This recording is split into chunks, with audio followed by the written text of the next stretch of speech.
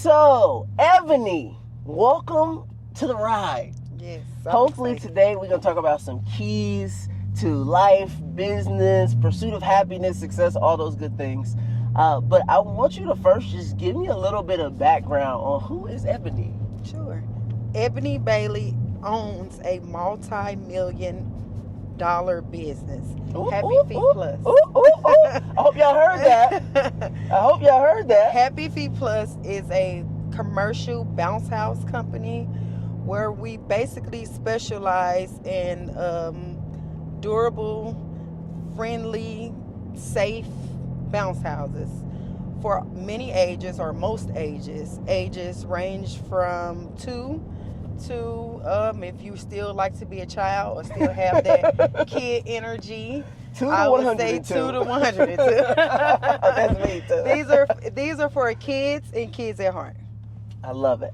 And so, talk to me, like, what got you, before you were an entrepreneur, maybe you always were, but what kind of led up to you being in entrepreneurship and wanting to pursue that? Sure. So I am also a foster mother. So by me being a foster mother, I noticed that children need to express themselves more. Yeah. So they don't really have the opportunity to really express themselves. Mm-hmm. So I wanted to do a fun, engaging way on allowing them to express themselves. I love that. And to have fun. A lot of kids don't know how to have fun. Yeah. A lot of kids are so used to doing ABC, but then they really forget that they are children. Children first. Yeah, a lot of them have responsibilities already, that they didn't want. Heavy responsibility. Lots of, and then, so now it's like, okay, let's bring them back to children. Right, let's let our kids be kids. Wow. And by me having foster children and having a biological child, I noticed that there was a kind of disconnect, with my child and the foster kids, because they didn't know how to communicate with one another. So I incorporated basically a service to provide that mental healing for them. Wow. And to allow them to even engage with one another and have fun. Wow. So. And I want to back up a little bit. How did you get in? Because 2 or 3 of my best friends as a kid, named Dylan, Dwayne, and Walter, shout out to them.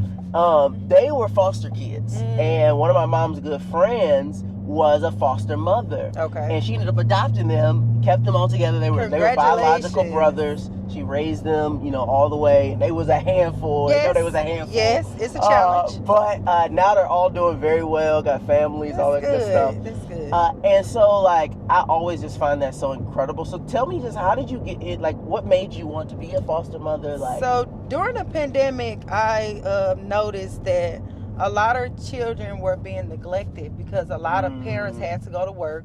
A lot of parents still had to be their parent, still had to be the adult. Right, now they're at home all day with no school to go to. And then I was even noticing, the kids that was in my son, virtual learning, a lot of the kids didn't show up. A lot of kids, didn't have the proper loving that they needed and the support that they needed so that they can exceed in life. Yeah. So a lot of kids decided to I'm not going to do this virtual learning. I'm not going to do anything forget about it. Who is helping me? Who is here? Who cares? Yeah. So I'm like, I care. Wow. I love you. I don't know you, but I love you, and I want you to see the potential that you have because you have it. I wanted to pull something out of you that nobody else was able to pull out of you. So I'm like, well, let me go get some kids. And and I didn't want to have any more kids right now. That's a job itself. I don't need to get pregnant. No, I'm just trying to help some other souls. Exactly. Give me some. It's a lot of kids that need our help. Give them to me. Yes. So I just started doing what they consider as respite care, where you basically give a parent or a guardian a break from being a parent on a weekend or during a weekday. Say if you just needed a week break from your kid because you're just exhausted, you're overwhelmed. Oh, wow. So you will contact me or contact my agency and say, I need a break. So I will come and get your kids for a week or a weekend, however long you need the break for. And I will take over your children at that time. I will So be you take them to school, they stay with you, yes. You feed them, all that stuff. Everything. Even if you say, I don't have enough money to pack them a bag, I will go get them clothes. Wow. I would go get them some shoes because you may be going through a hardship, a financial hardship. So I was doing that for a couple months, and I'm like, I need to do more. I want a kid to feel the love that my son is feeling, the love that I have to offer. I want them to feel that. Yeah. So I got 2 kids. They were 2 and 3. They were still in Pampers. They were brothers. They were still in diapers, and they didn't have anything. So I took them out, and I got them everything. Like they were little boy. I went up. Oh my God, I went above and beyond. So then after going through that, I had them for a little over a year. Wow. Yeah, I had them. It was a challenge. And this is all new. This is new for you. This just started in 2020. Yes. Yeah, wow. new. I started my business in 2020. I started the bounce houses in 2020, and I became a foster mother. Isn't it always interesting in life how all the things always seem to happen at the same time? At the same time. And it's so funny you say that because I'm in Big Brothers Big Sisters. What? And when I tell you, my little brother, I got my little brother 1 month before I started Flipstick. Wow. And it's so crazy. I was just speaking at a conference, and he was with me. It was a big mental health conference, and I was just reminiscing. I was like, it's so crazy how those two things happen at the same time, and how they kind of feed each other in the growth that you have. Yes. And I just think that, man, God was working at magic, putting all that together. So I just love that both of those for you happen at the same time. Yes, and I didn't even know. I just opened my doors. When you open your doors and open yourself, new opportunity present itself to you automatically. If you always ready, you'll be fine. Listen, stay ready so you don't gotta get ready. Stay ready. Love it. So here you are, 2020 comes around, you started a business, right? You brought these kids into your home. You realize, like, man, I really need to allow kids to be kids. And so you create your business, and it's bounce houses that you purchase, but you rent out. Yes. Correct? Yes. And if I'm guessing birthday parties, all kinds of events. And so talk to me about, like, how did you grow that business? Like, where did you start? How much money did you start with? Like, we're using Facebook ads. Just talk to me, like, how you were able to grow it. Sure. So when they gave us all of those stimulus checks, I invested them into bounce houses. I want y'all to hear that. So she said, listen, she took the stimulus check and she went and put it to work. Yes. I love that. I flipped them so many times. And so many people took that money and went out, bought them a Louis bag. Yes. And it was gone forever. Yes. And no value. No, not for me. Yes, not for me. No. Wow. So, yep. And then I also allowed the children to work for me. Like my son, he is the manager over the bounce house business. So he is the hiring person. He hires his friends to work for us. Wow. And so you have kids, they come and I'm guessing, setting it up at the parties. They're blowing it up. Yes. And so, like, how many events are you doing, like, per month now? Per month, I would say about 15 events per month. Wow. Yes. Wow. So, and it's typically weekends, I'm guessing? Definitely, yeah. Yeah, so you're doing like 2-3 events every weekend. Because I have 5 bounce houses. And then I have the snow cone, the popcorn, the cotton candy. And they call me and something. Now I'm doing weekday events. And so how did you market the business? So I started off on Facebook, and then as I grew, word of mouth. My bounce houses speak for themselves. And then when I come professional. I come with good customer service. So a lot of people, they book, and a lot of people double book, And so this is one of those things where basically, I'm a parent, I want to do a nice little backyard birthday party or something at the park, and we really want to kind of blow it out. We're going to have a couple bounce houses. We got snow cones. We bring in the clown. We got somebody doing magic, and we just really build out a whole nice like experience for the kids to come enjoy. Definitely. We even did block parties. Wow. So I have cones to where I block off the streets, and we set them up. I love this. Back to school events, and I want y'all to. I just want for the people listening, like the power of you did what you knew, right? You didn't do no ads, influencers, none of that. You just said, look, I know I can get on Facebook and tell people I got this, and they'll buy it, and it worked. Yes. And I think there's power in just taking action. Yes. In what you've learned, just with the skill set you have today, just taking action when you have an idea or a concept and just going for it. Yes. That's literally all it takes. That's all it takes. You have to be the person that's going to take that next step. You cannot stand back and wait on that step to take you. It's not going to happen. That's not how life works. That's not how a business grows. You have to grow the business. So you have to start with what you know first, and then you build off of that. What you already know is your foundation. Yeah. You grow from that's just like a tree. The roots is the main thing. The branches grow, they branch off, and those are new things for the tree, new branches, new trees, new limbs, everything. So and I think so many people feel like, I just picked mine up. oh, did you? Yeah. What'd you get? I got a 2LT. A 2LT convertible or hard top? I love it. Take it easy, brother. We'll edit that out. Right. Oh man, cool.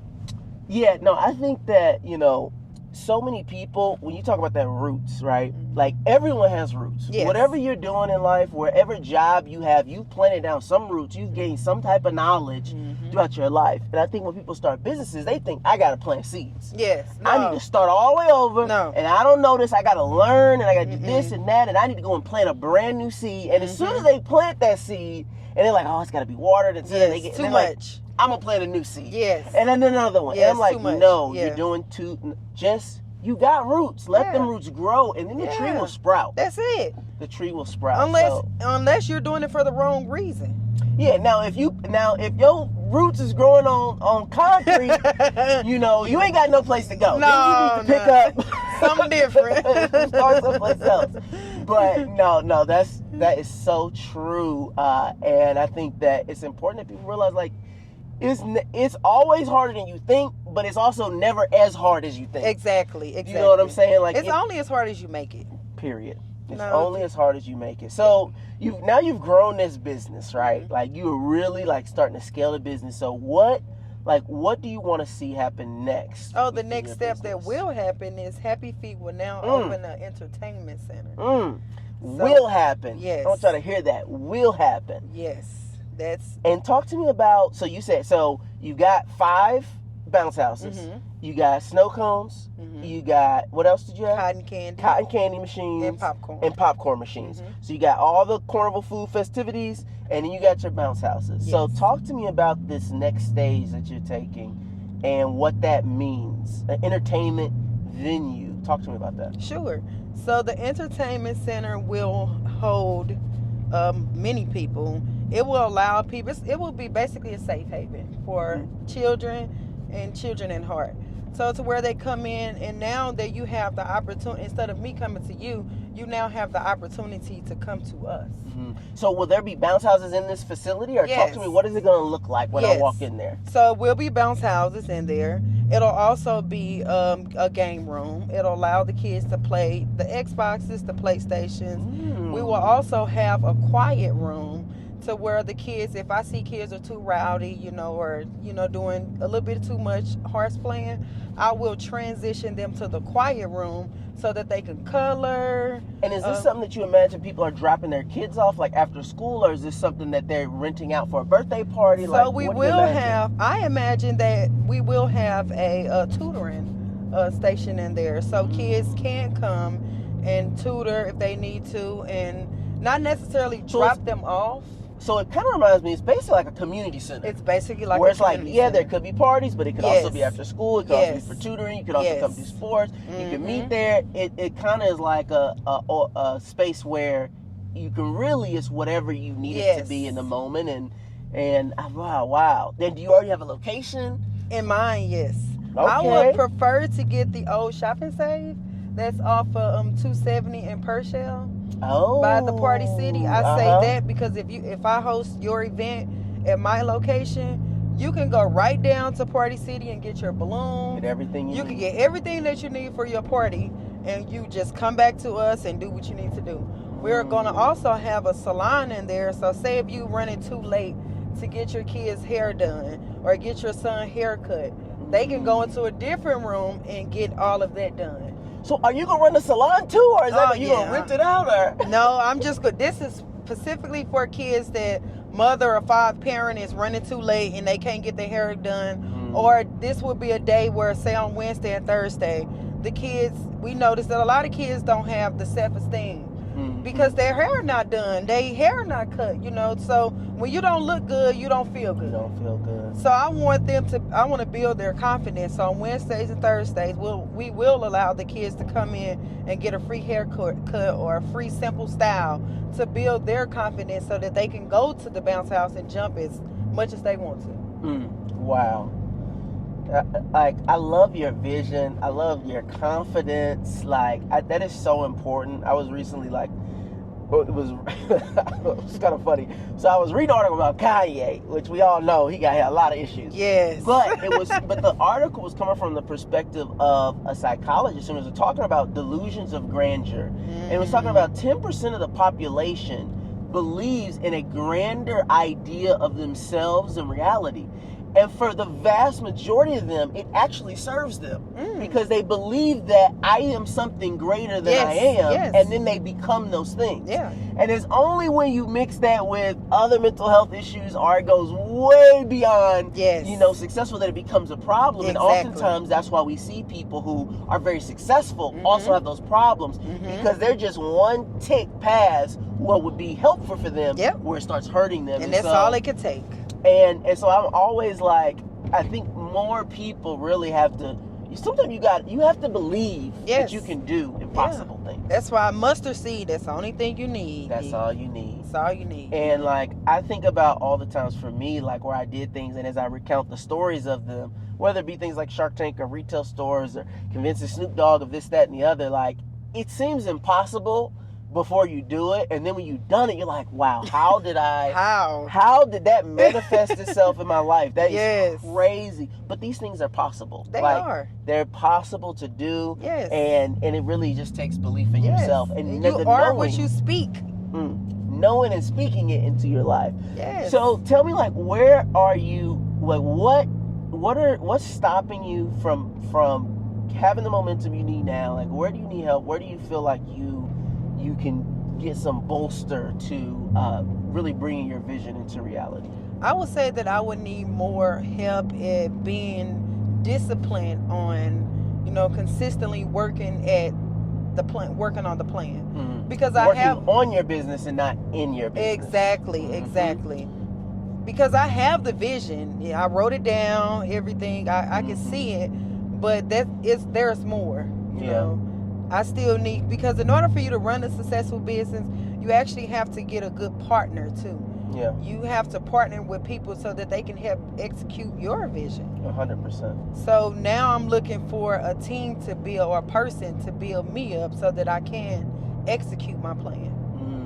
And so when you think about, to me it seems like the vision right now is you need a big physical space. Yes. So for people who don't have backyards and you want it to be set up quickly, they can come to a place and it's essentially a carnival for kids to come in. They get everything they need all in one safe environment. Yes. And you're looking for a partner that can come in and really help you to build out this vision. Yes. Now, what about capital? Because obviously getting a building, signing a lease, getting all the additional equipment you're going to need to build that out, decorate it, remodel it, that is a capital intensive process. Yes. And so just talk to me a little bit about what you're where are you thinking in terms of building your capital to do that? Because, and the reason I ask is that will also determine how you find that right partner too. Yeah, definitely. So I really haven't, with the financial aspects of it, or the capital, I really haven't sat down and really looked at how much will it cost to do this. I've looked at different areas. I really want to bring it to Ferguson, I'm sorry. So if I bring it to Ferguson where there's nothing in, I'm really looking for a lot of different sponsors to, believe in me and support my idea so that I can bring my vision to life. So by me already investing $30,000 cash into my business, of course I would need way more than that now to even, open up a building. Right. A building by itself, that's going to be more than $100,000. Right. Yeah. Way more than that. You're going to need, you're gonna need 18 months of free cash flow, Yes. so that you can have the time you need to build the Exactly. revenue to drive people into the business. And I think Mhm. so far you've already proven out that there is a business here. Mhm. And I think about places like the Jump Zone, Yeah. and places like Dave and Buster's, Chuck Yeah. E. Cheese, and like they've already proven out, like, hey, if you build a place, a small carnival for children, like Mhm. they will come, they'll have birthday parties. Definitely. Like it is a model that is very successful, clearly, Mhm. easily franchisable, and I don't really think anyone's doing it in that bounce house type of vein. Exactly. And I also think about last summer, maybe 2 summers ago, the America's largest bounce house came to St. Louis. The Galleria. Way out in the, well, there's one in the Galleria, but there's a bigger one that came way out in the county, and it was Really? like, But that's another problem that we have. A lot of these places are further out. well, and also it only comes for 3 weeks out of a Seasonal, year. yeah. So it's not like, you can't rent it. Exactly. But it was so many people there. Yes. And that goes to that. I think that kind of speaks to the fact that there is a market for these Yeah, bounce house it's a high type of demand. attractions that is not really being fulfilled today. Chuck E. Cheese, Dave and Buster's, CC's Pizza, none of those places are doing that. The Jump places aren't doing it. Main Event is not doing it. None of those people are doing that. And so I do think there's a niche market here that you can hit, where you say, look, this is the world's biggest indoor bounce house. Yes. That's what we're building here. Yes. So I think for you, when you think about that partner that comes in that helps you work on this business, do you see them as an employee that's like a vice president into your organization, or do you see them as an equity partner that may bring capital into the organization? I see them as an equity partner. Gotcha. And That do you will. and do you expect them to do a lot of work, or do you really just want them to come in and bring some money, and you'll I find the really people to do just the work? I can find the people that will work. Because another thing that I was thinking about is, how kids need community service hours for high school.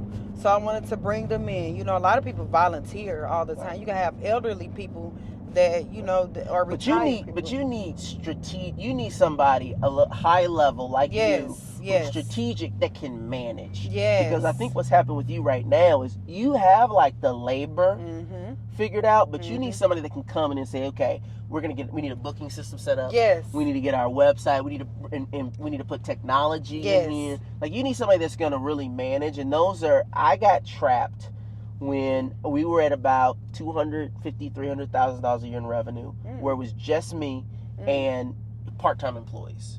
And I couldn't scale past that point because there was no one to really manage other people. Yes. I was the only person with the strategic vision to build out an organization within my business. See? And that That's a caps lot. your growth. Yes. It's too much work. Yes. And so the only way you can get past that solopreneur Mm-hmm. is you have to have a full-time employee comes in that owns an entire part of your business, where you give them very high-level direction and they execute everything. They hire the people they need to hire. They build out the systems that need to be built out. They get the software you need. They get they do all the stuff. They don't need to be micromanaged. No. And, I think when you get to that point in your business, it's tough because you really can't find those great people without it's hard. capital. Exactly. You got to pay them You because got they to. got great Yeah. jobs already. Exactly. You know what I'm saying? They're working for They some don't big really company. need you. They for don't real. need you, right? But I need you. And that's what I want to talk about. And so when I was at that point in my business, we were talking to Target. We hadn't raised money yet.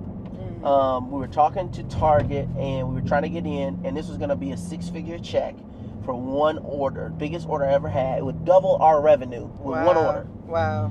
And I was very, I knew I couldn't do it on my own. I knew I didn't have the money to even fulfill the order. And Just had the mindset. But I just had the mindset. But here's what I did. I went out, I had a mentor, and he told me, he's like, Akeem, you need to do things. You need to hire senior people, and you need to raise money to pay them. And until that point, I didn't need to raise the money, and I didn't need the senior people. But if I was going to grow past the state that I was at, I was stuck.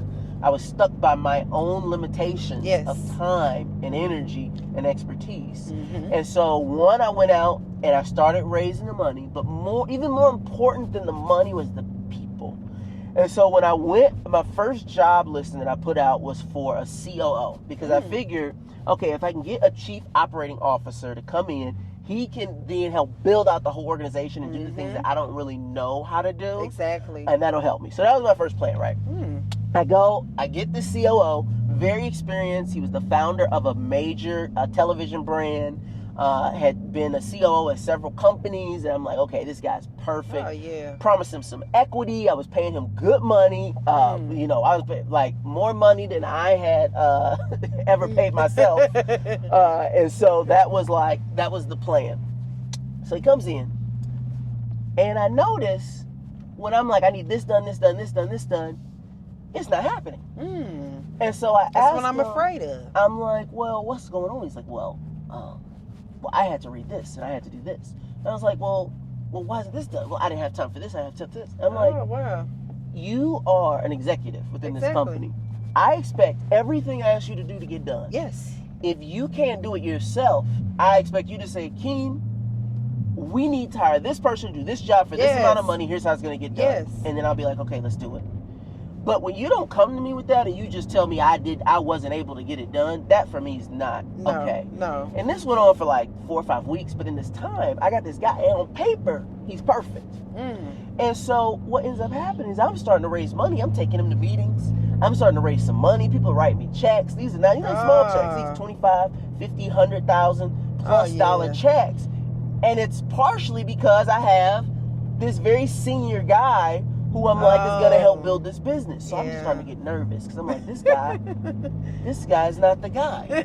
Who you thought he was. Who I thought he was. He lazy. And he wasn't really lazy, but he had just been around the block. When you can find someone that's really senior, they're used to having 500 people already working there. Yeah. And they just go and tell them what to do. But it's a totally different beast to have to build something out from scratch, to have to roll your sleeves up, do it, until you find someone to do it. Different skill sets. And so as I'm like talking to my mentor, I'm like, oh, I think I made a huge mistake. I think I need to fire this guy. And I just hired, he's the first major person I ever hired. I gotta fire him. It hasn't been 2 months. He's like, you gotta do it. It don't take you that long to find out. It don't take you that long. And I remember Mr. Wonderful told me something very important. He said, hire slowly and fire quickly. Oh yeah, that's good. Hire slowly and fire quickly. That's good. And I felt like firing someone, like I had never had to fire someone other than like a teenager, which they don't that's matter. easy. You're right. You know, they ain't doing their job. They know they ain't doing their job. Half the time they fire themselves. They just stop showing up. So here I am at to fire this senior guy. I had to tell these investors who just giving me this money. And I felt sick to my stomach. But I went out, and once I found the courage to fire this guy, I said, okay, COO, not the right role. Instead, what I did, I said, okay, I'm going to divide this role into 2 roles. I'm going to find a marketing director, and I'm going to find an operations director. And so then I went out with that mindset, and I found a couple of candidates for marketing. That was the first role I knew I needed because it was my biggest weakness, and that's what I knew I needed to drive revenue. And so when I went out and tried to find people, I told them the story of, look, here's what I've built from nothing. And here's where I'm trying to go. And I know I can't pay you what everyone else can pay you, but here's what I promise you. If you stick with me and we build this thing, you'll make more money you ever would have made any other company imaginable. And now when I sold them the vision of what I had accomplished already and what I was planning on doing, it got them on board. Where they say, okay, I may make 20% or 30% less here, but I believe in it. And it looks like it's going to be fun, and I want to do it, and so I'm going to say yes. I'm ready. I'm ready, and I'm hungry, and I'll do the work. And sometimes those people are more senior, sometimes they're less senior, sometimes they had a completely different job, but they're passionate about it. And I had read a book by a billionaire named Richard Branson, founder of Virgin Airlines, Virgin Mobile, Virgin Galactic, all the Virgin Group stuff, Virgin Records, for those people that remember Janet Jackson back in the day. Like, this dude is a brilliant guy. Doesn't even have an 8th grade education. Wow. Doesn't know anything about anything, still doesn't know how to do his own financial statements, but built all these companies. And you know what he's saying? He's like, look, I just look for incredible people. He's like, I remember when I built my airline, we were bleeding money, our customer service was terrible, everything wasn't working. And there was this woman at work. She was a janitor Wow. at the airport. Wow. And I said, I want you to lead customer service for this airline. Because I just saw how clean she made sure it was. And she made sure everyone that worked under her was doing everything properly. That's and they smart. all loved her. And he hired this woman, a janitor. Wow. She ended up leaving customer service for this whole organization. And it's like, when you find the right people for the role, your whole organization blossoms. Yes. It's so easy. So what I would say for you is the first thing you got to do is you need some money.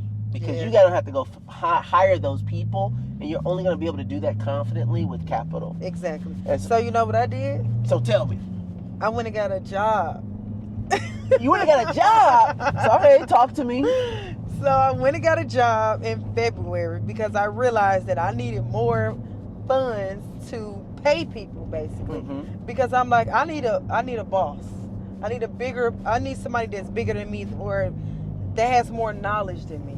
Absolutely. I need them. So I'm like, in order for me to go that route, I have to pay these people more than basically what, like you said, pay yourself. Mm-hmm. So I'm like, well, how can I get more money?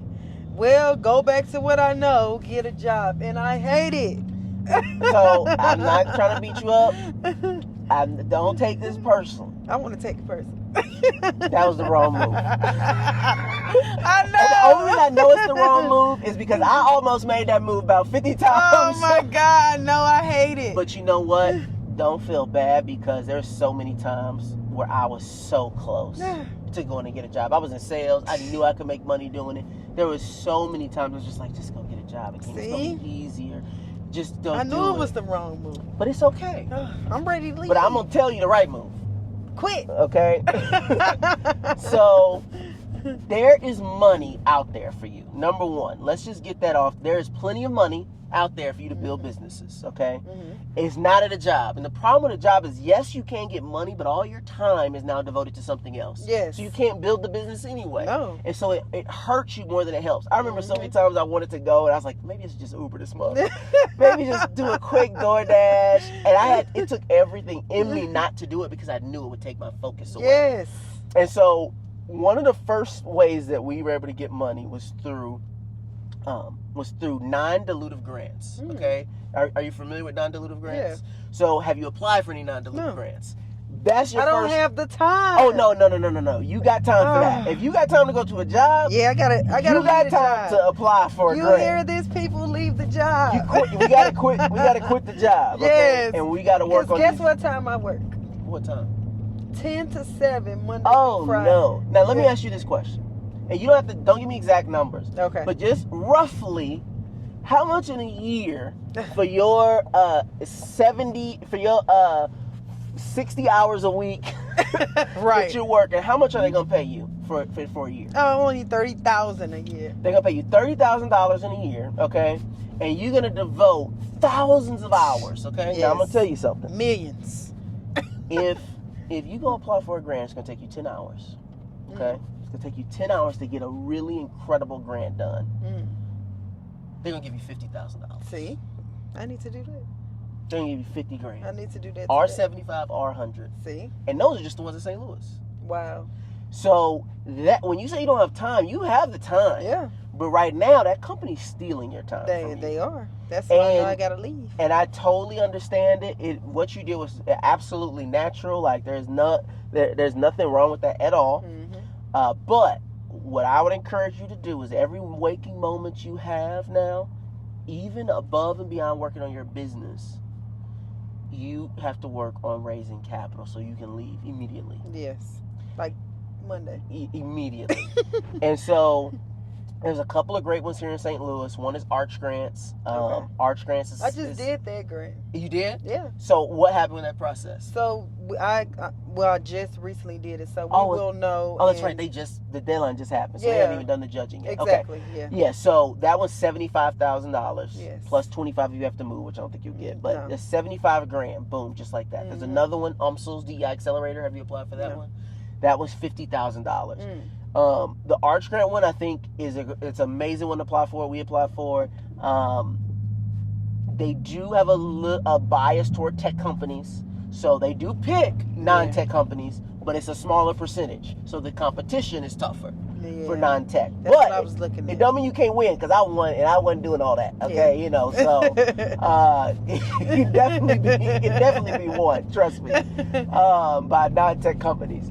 But OMS was another great one that focuses not solely on non-tech companies, but the majority of the companies that get through are non-tech, right? Gotcha. And it's all minority based. So Black-owned founders, disabilities, veterans, minorities, women. And so those are two just locally. But I'm gonna give you a couple of the resources. Definitely write these down. So one resource is f6s.com. F is in Frank, 6 S is in Sam.com. And I can text them to you too if you don't have a pen. Don't worry about it. F6s.com is basically a search engine for grants and oh, I love dream big. You gotta dream. Stay dreaming. You gotta dream. And I'll tell you, a job will kill a dream so quick. Woo, we stress you out. And big shout out to all the people that build a business as a side hustle while working full time, because that has to be the most difficult thing in the world. It is. It's stressful. Because you're so drained. Yes. From leaving a job. And for those people that do that and then go and build a business in the extra hours, to me is just remarkable. And speaking of side hustle, shout out to the Side Hustle Honors coming to Chicago in a couple weeks, where they'll be giving awards away to all the side hustlers. My good friend Maria, I think she's on year 7 or something of that, so really great. Wow. But yeah, so f6s.com, great place, millions, hundreds of millions of dollars worth of grants. Some of them take a little bit of equity, some don't. Never be let me say this. Be afraid to give away equity, but don't be too afraid to give away equity. Because having a little piece of something big is way better than having a big piece of something small. Yeah. And so if you can give a little bit of equity away to join one of the top accelerator programs where they're going to connect you with all the most amazing resources in the world, you know, it's worth giving them a little piece, because the resources you're going to get and the connections you're going to make are be worth anything that you're giving up. So F6S. Another one is Hello Alice.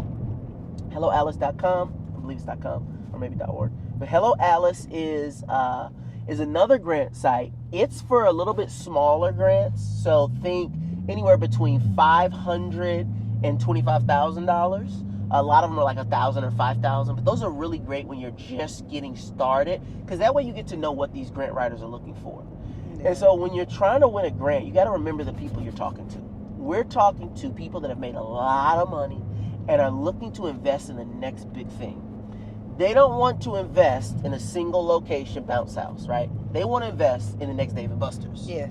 And so when you're pitching them, it doesn't really matter what your vision is, whether you want to build 5,000 locations or not. Mm-hmm. That is the way you have to think about your businesses. How can this become something huge? Big. And you got to think big, big, big. Because they don't want, even though they're giving the money away for free, mm-hmm. they're treating it like they're investing the money. Because what they know is that if they give you money for free, and you go out and you do something very successful, get a lot of attention in media, they can go and raise more money. Yes. From donors, because they'll say, look at this person that we helped. Mm-hmm. This is what our mission is and what we do. So even though they're giving the money away, they look at it as an investment, because it is an investment within their organization. Gotcha.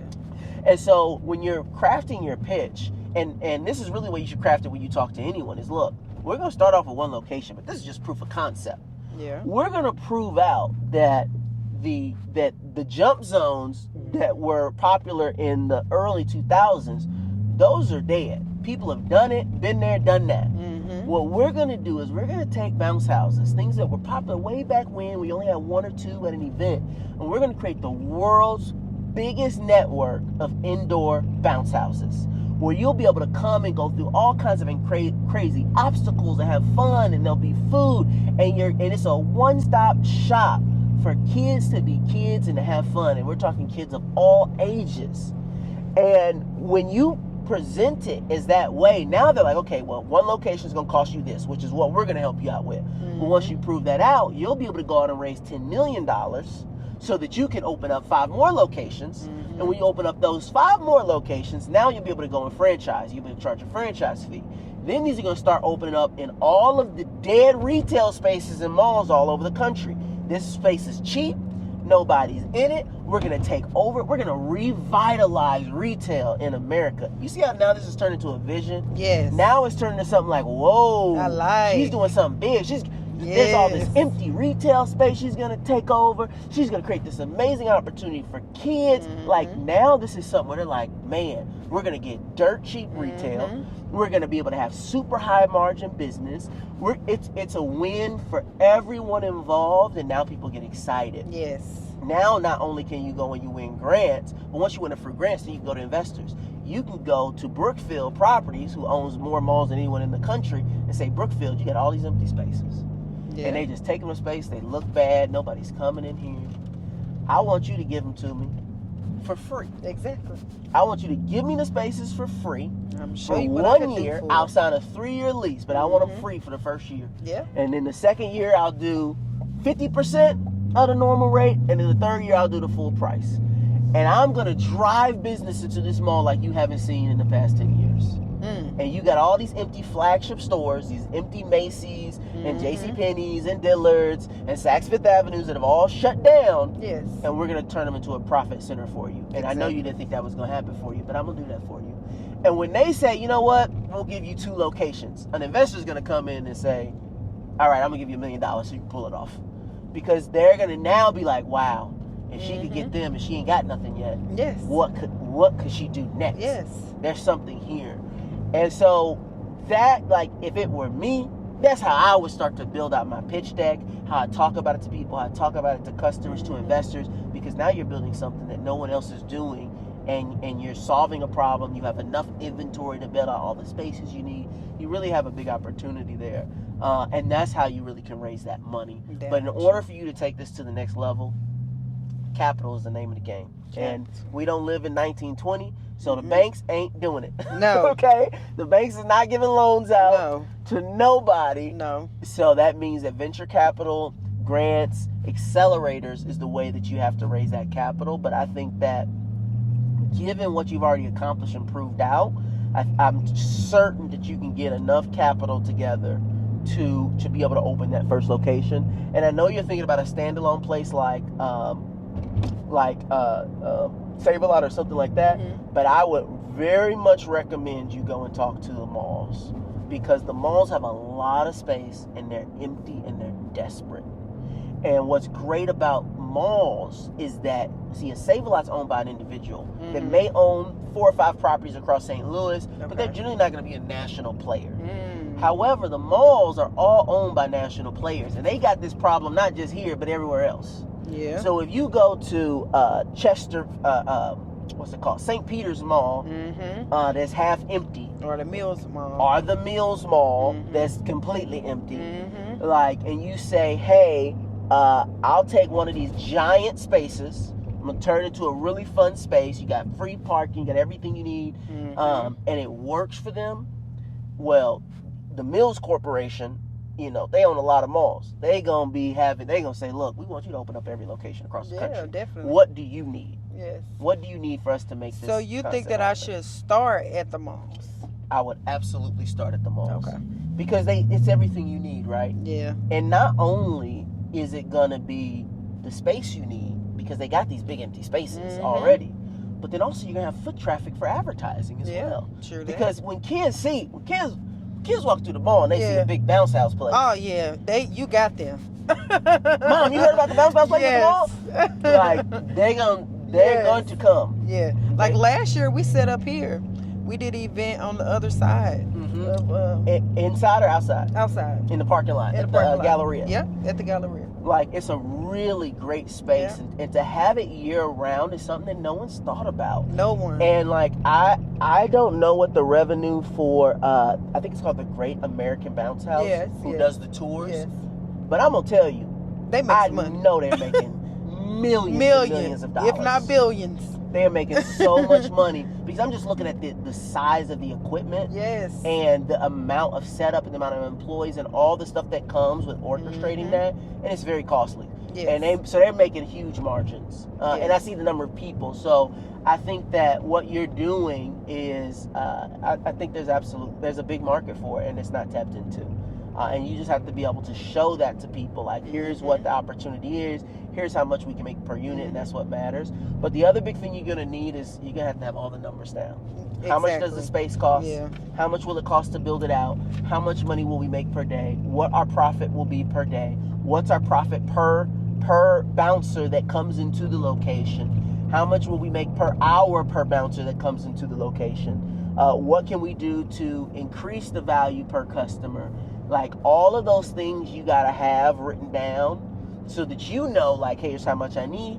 Here's how much we got to drive revenue. Here's how much we got to spend on marketing, so that when you show it to investors or funders, they can say, okay, yep, she's got her plan. She's ready to go. And then you can find, once you get that money, you can find someone to help you execute it all, because it will be a big endeavor to execute this. Yes. But with money, it'll be a lot easier. A lot easier. It'll be a whole lot easier. So with capital, how much do you think that I should start with We really don't know until you run those numbers. Okay. I think that your numbers should allow you, this is what it should allow you to do. It should allow you to secure the location on a lease for at least 2 years. Pay the full lease. Okay. It should allow you to build out all the equipment, none of your current equipment. That we can reserve all that equipment for the mobile stuff. Yeah. On the go. All the equipment that you need to build it out, it needs to reserve that. Okay. And then it needs to reserve salaries for you, your other senior manager, and all the teenagers and employees that will run everything for at least 18 months, if not 2 years. And then lastly, you want to have some sort of marketing budget. You've kind of built this organically with not a lot of marketing. So I don't think you need a super ton on the marketing side of things, but you will need, some basic stuff, reservation system, things that aren't super expensive, but just, a website, a nice promotional video, some stuff like that, that can kind of just help you kick it off. But not a whole lot. Not a whole lot of marketing, I don't think you're going to be required. Yeah. I think you'll get a lot of word of mouth. You can just go to a school and do giveaways. Yeah. You know what I'm saying? You go to a school system and say, hey, we're going to give away one free birthday for the largest indoor bounce house, and then they're going to advertise for it. And every other kid's going to be like, Joey's. Yeah. So I think you kind of have a built-in advantage there, and then you can kind of fund it from there. But those key things are what you want to fund for as long of a period of time as you can. And I don't know those numbers, so I couldn't really tell you. I could guess, but I don't know what they are. Exactly. But once you find those out, you'll be able to have a real budget, and you'll know how much it's going to cost you if you make no money. Sense. And then it'll make sense. Gotcha. Then you'll know exactly what you need. Yeah. And then you'll also know exactly how much you got to charge. Yeah. Exactly how many people you need to book to make money. And everything, once you know your numbers, everything else will reveal itself. Yeah. And also, when you go and apply for these applications, now they can look at it and be like, okay, there's a real solid plan here, and it all makes sense. Because the people who review these applications, even when they're nonprofits and they're giving away money, they're always experienced investors and entrepreneurs. Gotcha. So when they're looking through it, they're looking at it like a business. I remember I met an investor. He's a finance guy, brilliant guy, very smart, and he would always get asked to serve on boards of nonprofits, and he would quit. He would quit after like a year or less. And he'd be grumpy, and I don't want to do it, I'm not doing it anymore. But there was one nonprofit, and he had been on the board for like 25, 30 years. And he had never stayed on the board. You talk to all these big nonprofits, they're like, yeah, he doesn't stay on boards. It's like, oh, he stays on boards, but he only stays on one.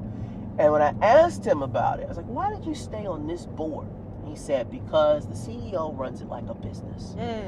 He's like, if you are spending 90% of your energy raising money, I'm not going to be on your board. No. She doesn't spend her time doing that. Why? Because she treated it like a business. She took the investments. She took the donations. She bought investments. The investments paid dividends. She uses the dividends to pay for the nonprofit. So now, yeah, she'll raise some money, but she's thinking about how we grow this thing. How do we help more people? How do we do those things? And if you're not doing that, I don't care your nonprofit. I don't care who you're helping. You're not being efficient in the way you're doing it, and I'm not going to serve on the board. Makes sense. And it's like, even though he wants to be philanthropic, his brain can't turn off that, look, we got to maximize our impact with what we're doing, or we're doing a disservice. Exactly. And so I think that with you have such an incredible story. And one of the things that I talk about a lot, and as much as I said about the numbers and the strategy and all that stuff is important. But I think for you, the most powerful message that you have when you're going in and you're pitching these people for this money is the story of how you got started. Yes. And soon the story of your customers. Yes. Because when you told me, and one of the reasons I had you talk about a little bit more about you being a foster mother, how this business came to be, that is such a powerful story to tell people. And it's such a human story that so many people can identify with, to say, like, look, it was the pandemic. Yes. And I saw these kids weren't getting the nurture that they needed. Yes, they needed help. They didn't have it. And so I stepped up and said, I'll do it. No one else will do it. I'll do it. And I realized, like, man, how many more, I only got so many beds in the house. Yeah. But how can I ain't help? think about that part. But how many more kids could I help be kids in this time when we are asking them to do something that no child in recent memory has had to do in this country? And for you to take that and turn it into something profitable is really incredible. And like, when you tell that story of, like, this is why I got started, it was to help kids be kids. And the thing is, I can help kids be kids and make money and give back and do it all. Like, that is a very powerful flywheel that a lot of people want to get behind. And I think, like, it kind of reminds me of, there's a brand in the store, I think it's called Newman's Own. They make, if you ever bought pasta sauce or pesto sauce or anything like that, it's got a older white dude, look like he's from Australia or something on it, like he's in the Outback. And a lot of people don't know, but he literally started that company so that he could donate money and feed people. Wow. He was like, look, I want to be able to feed people, but I can't be begging he's like a musician. He's like an artist. And he's like, I can't be begging all my rich friends for money all the time. He's like, I got to do something efficient. And so he went out, he creates this food brand where he's selling all these bottled sauces and stuff. And now the guy generates billions of dollars for charity every year. Wow. And nobody's donated any money. People just eating. They're just cooking at home. And they're feeding people. I'm just eating. You know, like, and I think for you, like, that's what's so powerful about what you've done. And it's like, man, you can help all these kids really find enjoyment where they may not have had it for a while. Then just watching them like that, be in that position that they were in, because a lot of kids, you know, they didn't even really know how to communicate. A lot of them didn't have a voice anymore. A lot of them were so traumatized to where at a point in time I felt like I couldn't help them, but I didn't want to give up. Wow. I couldn't my soul wouldn't allow me to just give up. Like, they tore up my house and everything. I had holes, literally 5 holes in walls, TVs busted.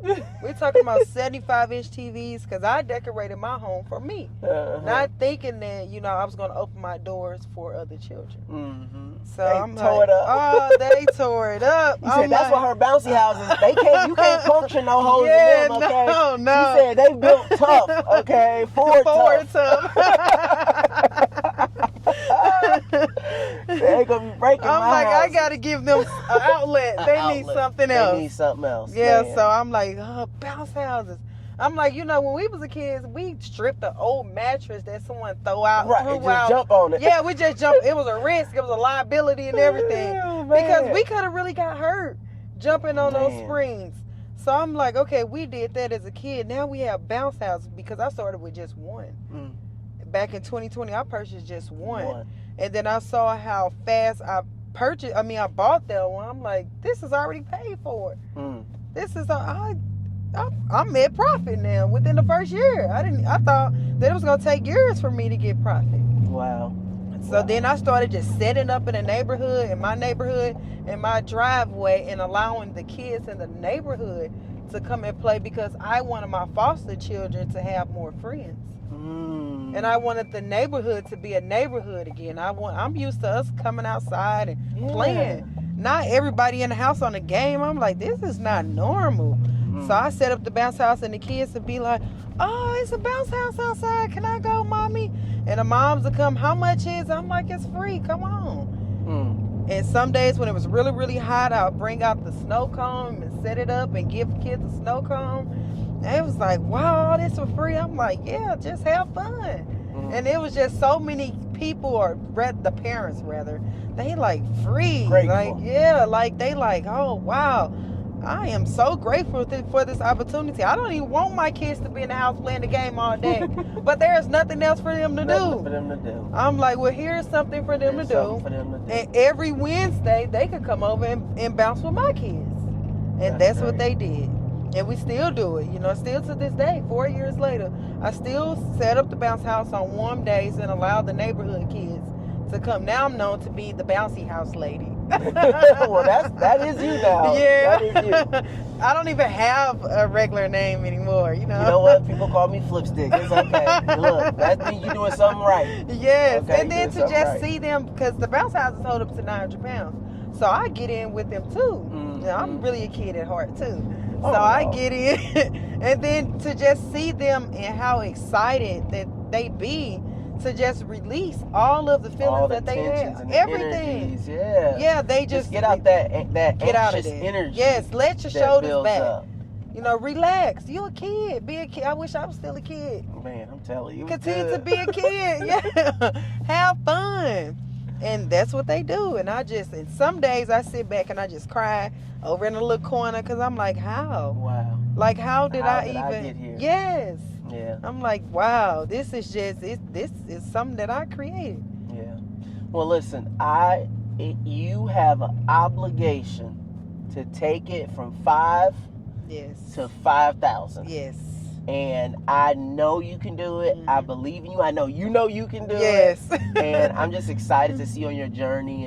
And so just for all the people at home, if they are interested in booking you and working with you, maybe they're even interested in investing with you, working for you, like, can you just share, like, how can people get in touch with you? Sure. So you can either email me at happyfeetplus20@gmail.com, or you can contact me by phone on my business line at 573-587-2802, or you can look me up on Facebook at Happy Feet Plus, or you can contact me on Instagram at happy_feet_plus. Perfect. So people got no excuses. You No can reach her excuses. anyway, okay? Yes. Anyway, and we'll make sure to have all of your information down in the description below. Listen, Ebony, this was such Yes. an amazing conversation. you. I'm so excited to see like what you're able to accomplish over the next, 6 months, the next couple of years. Like, I know it's going to be absolutely incredible.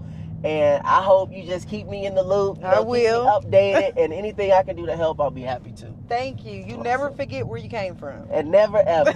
Well, listen, guys, thank you for tuning in. This was Keys. Big shout out to our friends over at the National Corvette Museum. If you are interested in getting a ride like this for just $20, Yes. a $20 investment, then you can go ahead and enter their raffle by heading over to their website, link in the description below. Other than that, I will see you guys in the next one. Peace.